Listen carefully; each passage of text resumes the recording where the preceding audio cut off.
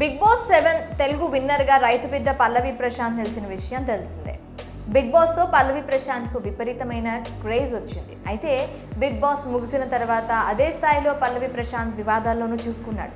Big boss house నుంచి బయటకు వస్తున్న క్రమంలో ట్రాఫిక్ తీవ్ర ఇబ్బంది కలిగించాడని అతని అభిమానులు ఆర్టీసీ బస్పై, అలాగే మరో బిగ్ బాస్ కంటెస్టెంట్ అమ్మ ఫ్యామిలీ వెళ్తున్న కారుపై దాడి చేయడంతో పల్లవి ప్రశాంత్పై పోలీసులు కేసు నమోదు చేసి అతన్ని జైలుకు కూడా పంపారు. దీంతో సోషల్ మీడియాలో, మెయిన్ స్ట్రీమ్ మీడియాలో పల్లవి ప్రశాంత్ పేరు మారుమోగిపోయింది. ఇక మరోవైపు బరలక్క అలియాస్ శిరీష కూడా ఊహించని పాపులారిటీని చూసింది. ఇన్స్టాగ్రామ్లో రీల్స్ చేసుకుంటూ ఉండే శిరీష ఒకసారి తెలంగాణలో నిరుద్యోగంపై చేసిన ఒక రీల్ వైరల్ కావడంతో ఫేమస్ అయింది. అక్కడి నుంచి బరలక్కగా ఆమెకు సోషల్ మీడియాలో క్రేజ్ వచ్చింది.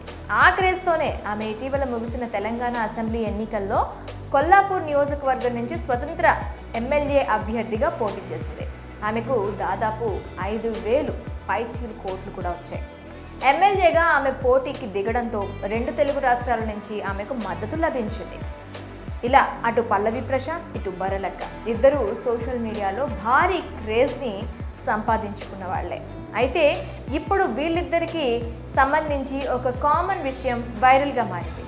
అదేంటంటే వీరిద్దరూ త్వరలో పెళ్లి చేసుకుంటున్నారనే వార్త సోషల్ మీడియాలో దావానంలా వ్యాపిస్తోంది. కానీ దీనిపై ఎలాంటి అధికారిక ప్రకటన లేదు.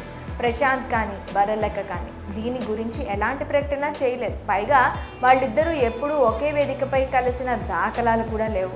అయినా కూడా వీళ్ళిద్దరూ పెళ్లి చేసుకుంటున్నారనే టాక్ ఎలా వచ్చిందో మాత్రం అర్థం కావడం లేదు. చాలామంది ఈ విషయం నిజం కాదనే అభిప్రాయం వ్యక్తం చేస్తున్నారు.